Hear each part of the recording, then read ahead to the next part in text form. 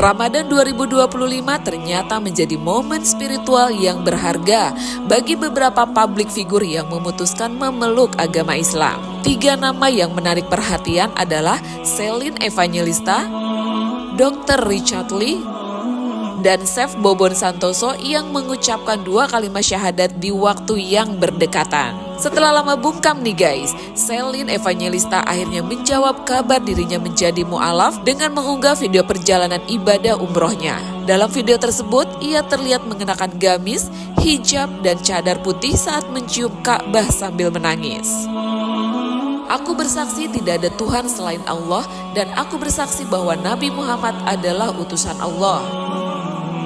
Tulis Celine dalam unggahan yang langsung disambut haru oleh warganet. Umi Pipik sendiri telah mengkonfirmasi bahwa Celine sudah lama memeluk Islam, hanya saja masih dalam proses belajar dan beradaptasi.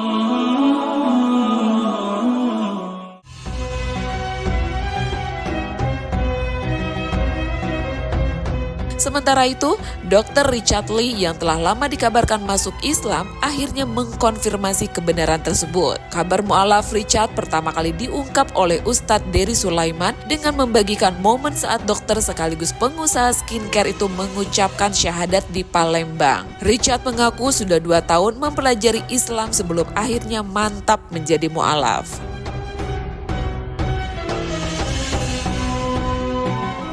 Kalau kalian melihat bagaimana perjuangan Dr. Richard Lee, sampai hari ini dia berani mengumumkan keislaman dan mengizinkan saya untuk memberitahu keislaman beliau. Ya, padahal sudah sejak 2 tahun lalu ya, beliau belajar syahadat dengan saya. Perlahan-lahan di Palembang waktu itu, kemudian masih merahasiakan, sampai tahun lalu ulang ikrar syahadat lagi. Di dekat airport ada sebuah restoran dan waktu itu saya beritahu Ustaz Felix Shaw kalau Dr. Richard Lee sudah resmi jadi muslim. Beliau sudah mengakui Islam dan sedang belajar tentang Islam. Dan terus belajar tentang sholat, belajar berwudu, dasar-dasar Islam. Apa yang diperintah, apa yang dilarang dalam agama kita. Tidak sempurna mungkin ya. Tapi untuk mencapai 100% tentu diawali dari 1% dulu. Bertahap. Langkah awal dia akan menuntun langkah selanjutnya. Jadi sahabat sekalian dirahmati Allah Subhanahu wa taala. Dari 2 tahun terakhir, kalau kalian tengok ya, beliau mengundang ustadz-ustadz yang luar biasa untuk belajar. Ustadz Khalid Basalamah pernah diundang, guru kita yang mulia, Ustadz Felix Shaw sering bikin program malah kan selama Ramadan. Ustadz Fatih Karim, Ustadz Salim Afillah, Ustadz Faizar, Ustadz Dennis Lim yang pernah diundang di podcast beliau. Terakhir Ustadz Nuruddin belajar tentang tauhid, tentang Allah. Kemudian beliau juga mengundang Ko dan Donditan, Kohani ya. Jadi tidak sedikit effort ya, perjuangan yang beliau lakukan untuk mengetahui tentang kebenaran Islam. Jadi kalau ada yang suuzon ya silahkan kalian akan bertanggung jawab sendiri di hadapan Allah Subhanahu wa taala. Kita tunggu tanggal mainnya, insyaallah Dr. Richard Lee akan mengumumkan sendiri keislamannya di hadapan pemerintah, di hadapan para ulama dan para saudara-saudara muslim semua. Oke. Assalamualaikum warahmatullahi wabarakatuh. Pak Ustadz Dery, aku pengen tanya, kenapa kan Tuhan Maha Kasih? Kenapa nggak semuanya itu masalah, kan nggak adil ya artinya ya, kalau misalnya semua dikasih ujian tuh beda-beda, ada yang ujian berat, ada yang ujian ringan, kenapa nggak semuanya sama atau semuanya bahagia aja Pak Ustadz? Iya Allah, Masya Allah.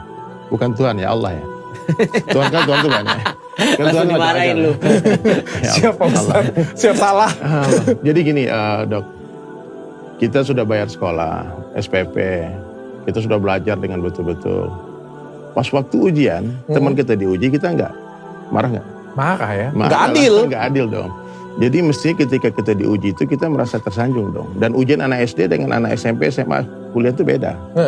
Maka nggak bisa dong ujian SMA dikasih ke anak SD, nggak kuat dia. Oke, tapi kan ada orang yang pintar. Ya Allah enggak, jelas Allah katakan kalau aku uji kamu, itu pasti kamu sesuai dengan kemampuanmu masing-masing. Oke, setuju. Jadi sebetulnya ujian itu sudah ada jawabannya. Semua akan baik-baik saja, semua nggak akan ada masalah. Cuma ada 2 yang disukai, yang tidak disukai. Ujian yang disukai ini, kamu bersyukur dan memuji aku, kata Allah. Kalau ujian yang kamu tidak sukai, bersabarlah dan ihtisab, mengharap pahala dari Allah. Jadi syukur itu akan mengangkat derajat kita, sabar itu menggugurkan dosa. Oke. Jadi dua-duanya baik. Kalau dapat perkara yang disukai berarti kita alhamdulillah, puji Allah. Kalau dapat perkara yang tidak disukai, maka kita bersabar, ikhtisab. Yang jelas Allah Ta'ala tidak pernah berbuat zalim. Dalam hadis qudsi itu Allah jelaskan, ya ibadi, wahai hamba-hambaku, ya, ini haram tu zulma ala nafsi. Aku mengharamkan kezaliman atas diriku. Oke. Jadi tidak mungkin Allah itu menghendaki kita binasa, kita sengsara, kita menderita. Nggak mungkin. Jadi semuanya disesuaikan dengan kapasitas Semua kita. dengan kapasitas, dan yakinlah tidak ada hubungannya kekayaan dengan kebahagiaan, kemiskinan dengan kesengsaraan. Nggak ada. Selanjutnya, kisah berbeda datang dari Chef Bobon Santoso. Ia mengucapkan 2 kalimat syahadat pada 10 Maret lalu meski awalnya tidak berencana menjadi mu'alaf. Saat syuting konten Ramadan bersama Ustadz dari Sulaiman, Bobon mengetahui bahwa non-muslim tidak boleh menyembelih hewan kurban. Namun, itu justru menjadi titik balik baginya untuk menerima Islam sebagai agama barunya.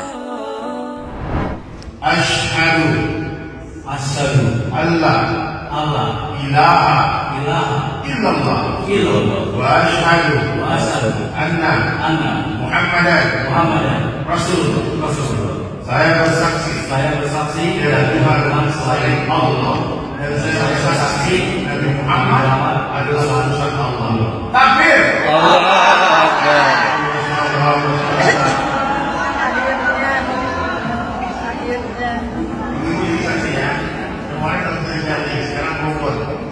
Nanti muncul berbondong-bondong masih Islam. Saya bersaksi Tiada Tuhan selain Allah. Dan saya bersaksi Nabi Muhammad. kafir. Allahu Akbar. Allah. Kan pengen nangis saya Ustaz, seriusan. Allah. Perjalanan spiritual ketiga publik figur ini pun menuai banyak respon dari warganet. Ada yang terharu, ada pula yang ikut mendoakan agar mereka istiqomah dalam menjalani ajaran Islam. Nah, bagaimana menurut kalian nih tentang kisah mereka? Yuk tulis komen di bawah ini ya guys.